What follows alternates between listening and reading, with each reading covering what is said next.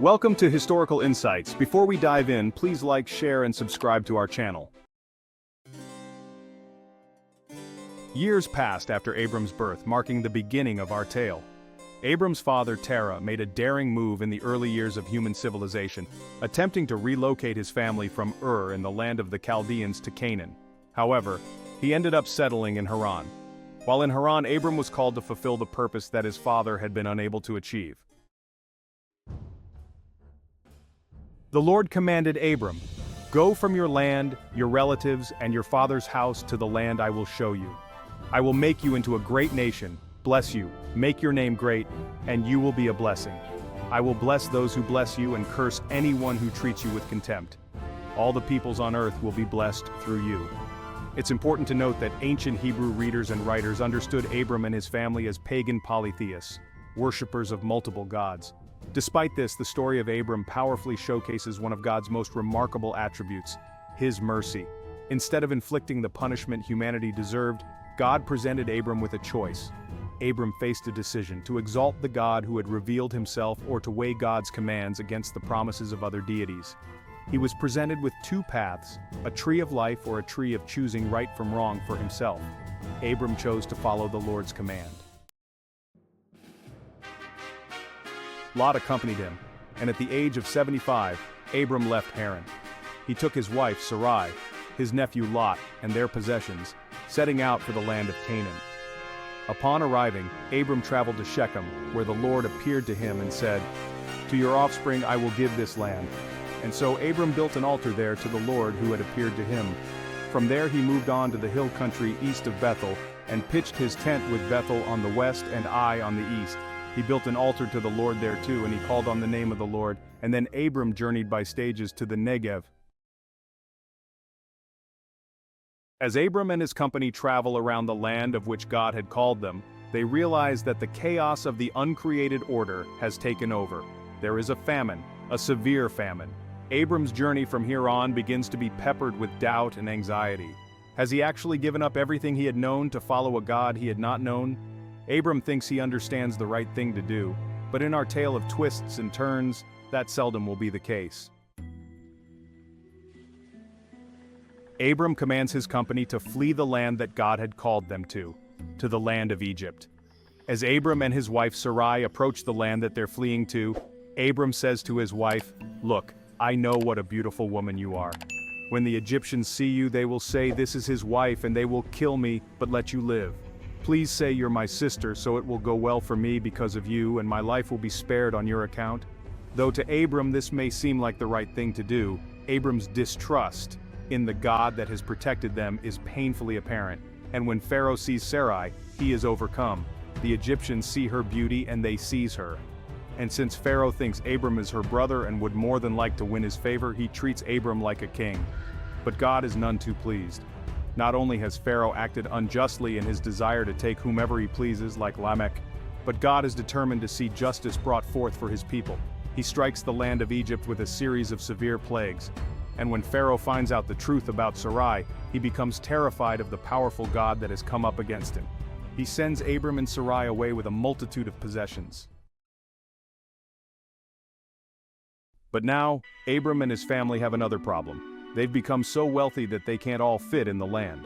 So him and his nephew Lot, they decide that they must separate from each other. Lot takes the plains as far as Zoar in the east, near the cities of Sodom and Gomorrah. Abram, he pitches his tents near the oaks of Mamre and Hebron in the west. And now all would be well if it weren't for the depravity of human sin and the corruption of power. Suddenly, a war of mighty kings is stirred upon the face of the earth like a raging tempest on a mountainside. The key player, Kedorlaomer, king of Elam. He's on a rampage to take over the whole of the land that God had given to the family of Abram. He has recruited by force or by diplomacy 3 kings to aid in his mighty conquest. Amraphel, king of Shinar, Arioch, king of Elasar, Tidal, king of Hoim. But the Siddim Valley is not so easily conquered. Spurred by the threat of war, the 4 kings are met with fire. Bera, king of Sodom, Bersha, king of Gomorrah, Shena, king of Admah, Shember, king of Zebum, and the unnamed king of Bela. The armies advance in the valley of Siddim, but the 5 kings just can't seem to hold off the evil 4 for long. The 4 kings advance into the cities of Sodom and Gomorrah, and that's when it becomes personal. The 4 warring kings bind and capture Abram's nephew Lot, and when Abram hears of this, armed with 318 trained men, the mighty men of Abram's household strike down the 4 warring kings. They pursue them as far as Damascus. Abram, nearly single-handedly, rescues Lot. His heroic bravery and courage attract the attention of many officials from the area. You see, it is in the Sheva Valley where Abram is met by 2 kings. The first king, Melchizedek. As it was written of him somewhere else, by translation of his name it means King of Righteousness and also the King of Salem, that is to say, the King of Peace. He was without father or mother or genealogy. He had neither beginning of days nor end of life, but he resembled the Son of God, and he continues as a priest forever. He is all that Adam was created to be and could not be. And another king meets Abram in the valley, Terah, meaning the son of evil. He is the king of the wicked city of Sodom, and the 2 kings meet the hero where he stands. Melchizedek brings gifts of bread and wine, and he blesses Abram with a blessing straight from the heart of God.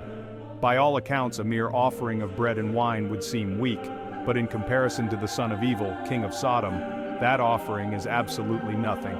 The king of Sodom offers Abram nearly everything he possesses, and Abram refuses. He says that he has sworn an oath to his God, Yahweh God Most High, the God that has strengthened and protected him.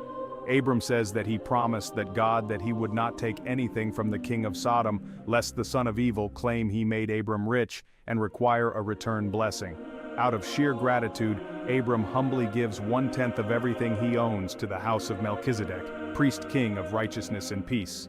Abram believes that the God of Melchizedek is the true, only sovereign God, king of creation, and his faith in this God is beginning to be a shining light to the nations as the kings meet him in the Sheva Valley. And so, it is no coincidence that after this encounter, God appears to Abram shortly thereafter. God makes a promise to Abram right then and there. He says that Abram will have a son even though he is old in age. He promises that this son will give way to offspring more numerous than the very stars, and God promises Abram that the land that he stands on, the land of Canaan, will be given to him and his descendants as a possession. Abram believes God. He believes that he is the one true God of creation, and everything that Abram has, will have, or has ever had, was given to him by this one and only of creation. And so, even though Abram has failed time and time again up until this point, his belief is counted to him as righteousness. And Abram is immediately put into proper relationship with the God of the universe. But this vision that Abram has is not over. It lasts until Abram is put into a deep sleep. And in his sleep, a dark shadow overcomes the man of God. God makes a peculiar claim to Abram in this dream.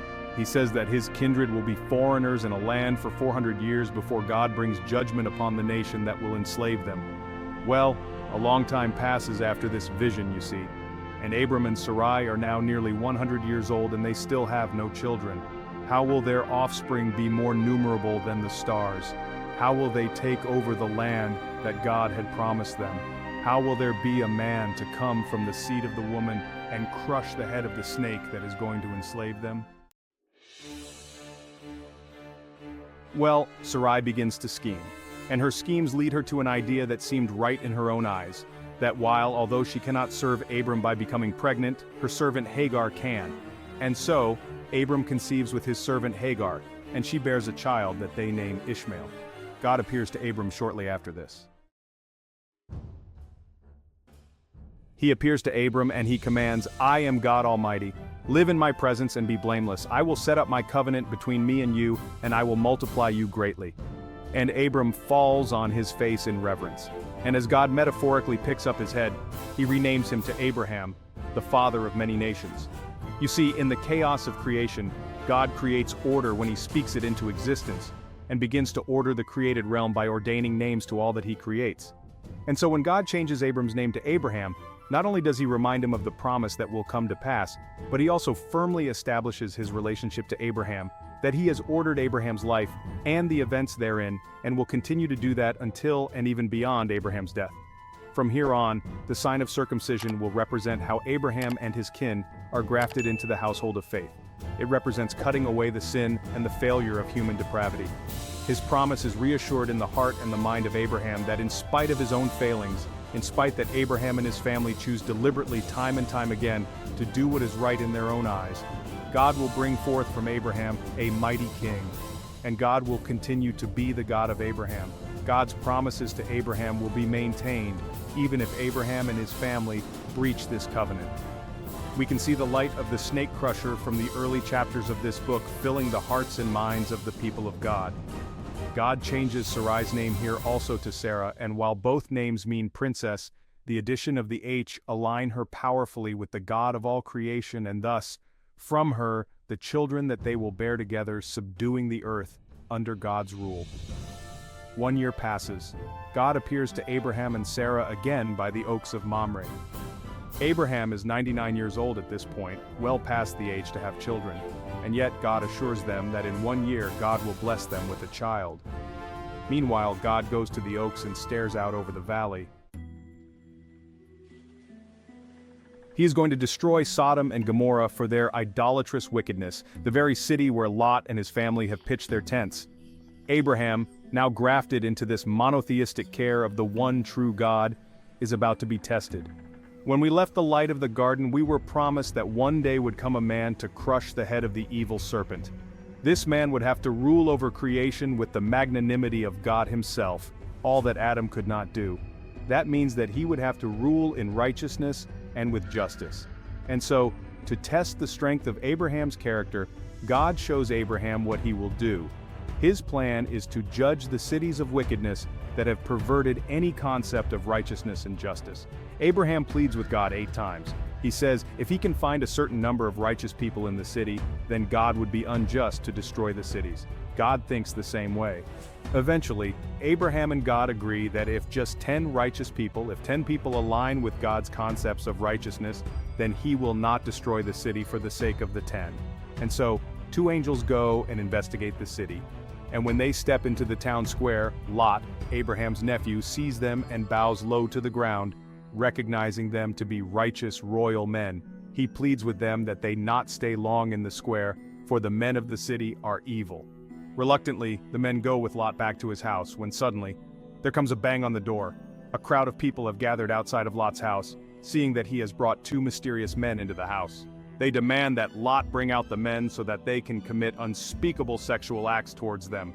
And just as the wicked men are about to breach the door, the angels strike them with blindness, and have Lot and his family escape early the next morning.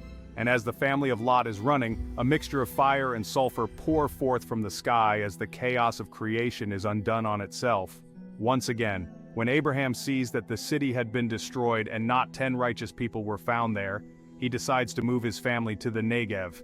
If you're finding value in this video, please like, share, and subscribe to our channel.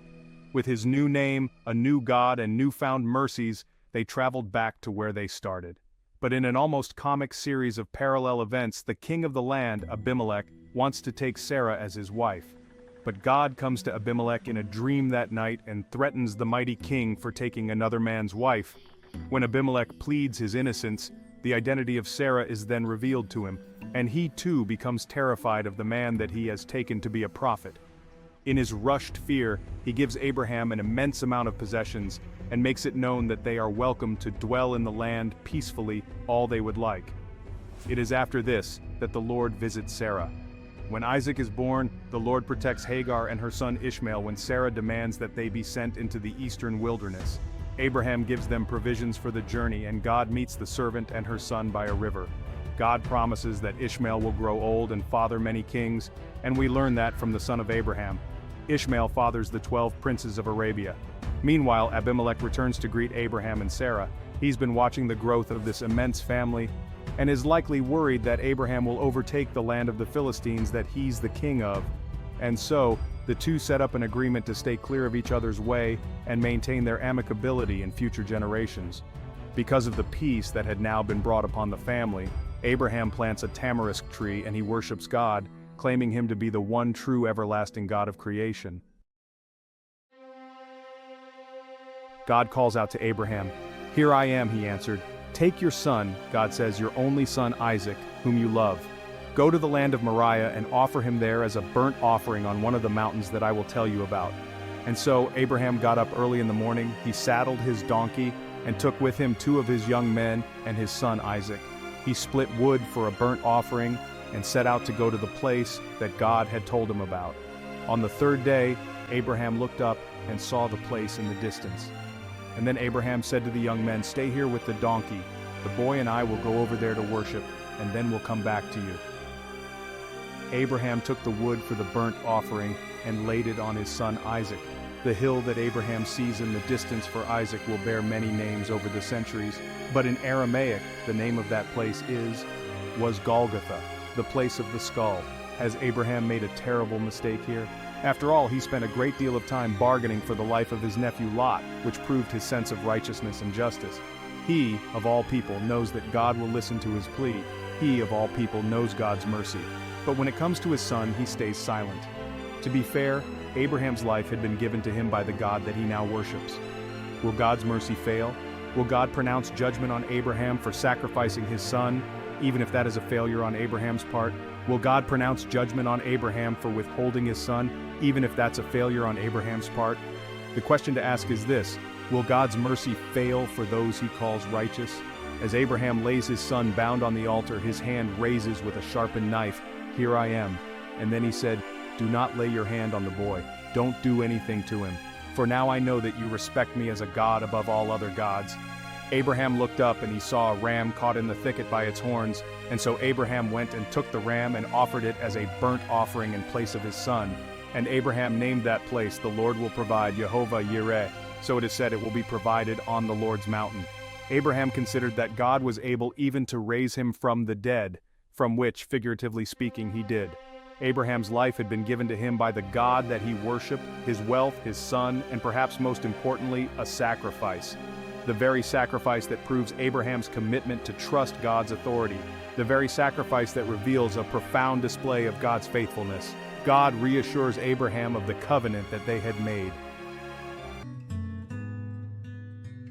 And it is here when Sarah dies at the age of 127. When the time of mourning was complete for Abraham, he buys a large choice tomb to bury his wife, and he pays Ephraim, a man that he meets, 400 pieces of silver for it. Although Ephraim was willing to give it to him for free, Abraham wanted there to be no doubt in their minds that this land was indeed his and his kinsmen. Before Abraham dies, he takes a second wife named Terah, and together they have many children. At the age of 175, Abraham dies and he's buried by his 2 sons, Isaac and Ishmael, come together united under their father and their God, and they bury their father in the cave next to Sarah. A big thanks to you. Be sure to subscribe and share our channel for incredible history.